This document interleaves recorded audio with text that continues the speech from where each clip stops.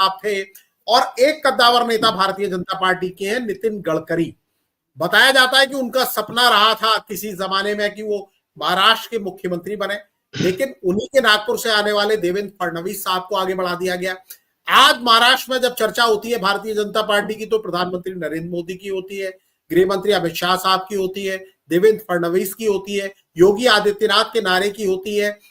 Active दिख रहे हैं नितिन गडकरी, इसमें कोई शक नहीं है, लेकिन उनसे एक दूरी मानी जाती है केंद्रीय नेतृत्व की, है या नहीं ये एक अलग बात है।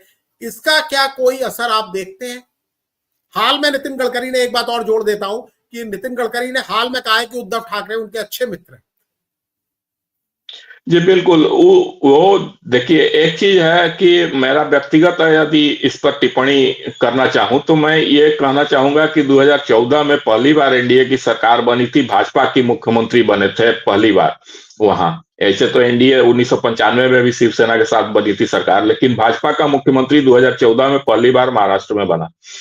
यदि उस टाइम नितिन गडकरी जी को बनाया गया होता मुख्यमंत्री, तो निश्चित रूप से आज तक भाजपा को, खास करके उसके केंद्रीय नेतृत्व को, वहां के विषय में सोचने की जरूरत ही नहीं थी। नितिन गडकरी खुद सक्षम थे जो वहां के सारे मैटर्स को संभाल लेते और शिवसेना को भी इधर से उधर नहीं होने देते। उनका पर्सनालिटी में इतना तो दम है, और उनके रिलेशन निश्चित रूप से बाला साहब ठाकरे के साथ भी बहुत अच्छा था, और शिवसेना के उद्धव ठाकरे और अन्य नेताओं के साथ भी उनके व्यक्तिगत रिलेशन बहुत अच्छे हैं, इसमें कहीं कोई दो मत नहीं है। फिर भी आज की स्थिति में वो कहीं से इस तरह का इंप्रेशन नहीं जाने देना चाहते हैं कि भाजपा में उनके और मोदी जी के बीच में कुछ संबंध अच्छे नहीं है। इस तरह का मैसेज वो नहीं देना चाहते हैं, और इसमें तन मन से लगे हुए हैं वो चुनाव प्रचार में, ऐसा तो देखा जा रहा है। हालांकि बहुत सारे यूट्यूब चैनलों पर मैं देख रहा हूं कि इस तरह की प्रचारित किया जा रहा है कि नितिन गडकरी की उदासीनता से, जो उनका गृह क्षेत्र है नागपुर और आसपास के क्षेत्रों में, जो शायद विदर्भ या कौन सा रीजन कहा जाता है, तो जी विदर्भ, तो उस क्षेत्र में उनकी उदासीनता के वजह से भाजपा वहां लूज करेगी।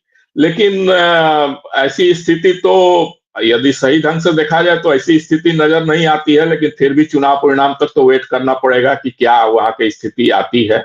जी यही बात है अभी तक। नागपुर लोकसभा चुनाव में हम नागपुर में थे और हमने वहां देखा विकास ठाकरे ने एक अच्छी टक्कर दी थी, 5 लाख वोटों से जीतने का मार्जिन रखा था, तय किया था नितिन गडकरी साहब ने, लेकिन उनको अच्छी चुनौती पेश की गई और करीब 2 लाख के आसपास वोटों से वो वहां जीत पाए थे। और नागपुर जिले की भी अगर आप बात करें तो वहां पर 2 कांग्रेस के एमएलए पिछली विधानसभा में महाराष्ट्र में थे, और उस इलाके में विदर्भ के अलग राज्य बनने की भी एक बड़ी मांग रहती है, जिसको इग्नोर किया गया लगातार।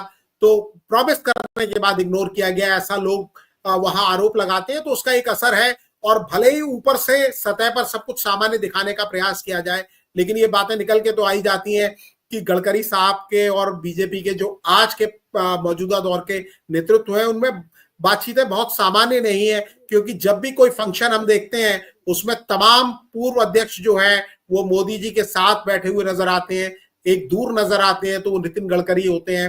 तो पता नहीं क्या उसका रीजन है, शायद वो एकता भी इस तरह की दिखती हो कि दूर से भी वो रहकर